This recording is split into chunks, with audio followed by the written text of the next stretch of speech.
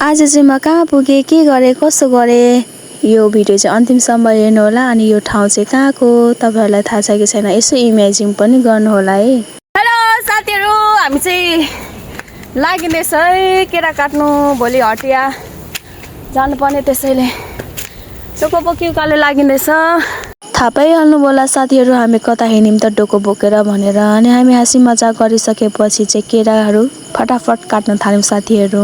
काट्दै कसै काट्ने, कसै ओसार्ने, कसै तास्ने गर्दै हामी सबैजना मिलेर चाहिँ लागिँदैछ मास्तिर साथीहरू। किनभने पानी पनि पर्ला जस्तो भइसकेको थियो, त्यही भएर हामीले छिटो छिटो काट्दै थियौँ साथीहरू। एकछिनबाट त तामा पनि आयो। अनि तामाहरू तपाईँलाई कोलाई मनपर्छ है त देखाउँदैछु तपाईँहरूलाई।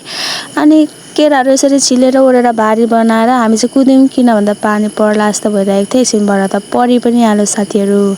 अनि यति मजाले हामीले केराहरू छिलेर ओरेर भारी बनाउँदैछौँ। यो केराको पत्ता किन बोराभित्र बनाउँछ भने चाहिँ केराहरू यसले फुट्दैन, सेफ हुन्छ भनेको कारणले गर्दाखेरि तपाईँहरूले भिडियो बनाएको। यति राम्रो केराहरू भारी बनाएर प्याक गरिकन हामी चाहिँ लाग्यौँ है बिहिबारे हटिया।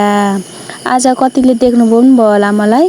अनि यहाँ हेर्नुहोस् त, म मात्रै होइन कतिजना आउनुहुन्थ्यो। अनि केरासेरा बेचेर हेर्नु त त्यही भएर पैसा थाप्नु हुँदैछ। यस्तो मलामल हुनु मन छ भने चाहिँ तपाईँहरू पनि केराहरू किनेर बेच्न आउनु सक्नुहुन्छ है हटियामा। अनि केराहरू बेचिसकेपछि चाहिँ म मासु लिनु गएँ, खानु त पर्यो नि त साथीहरू। अनि मैले दिनहरू यसरी बिताएँ। तपाईँहरू कसरी? बाई बाई साथीहरू।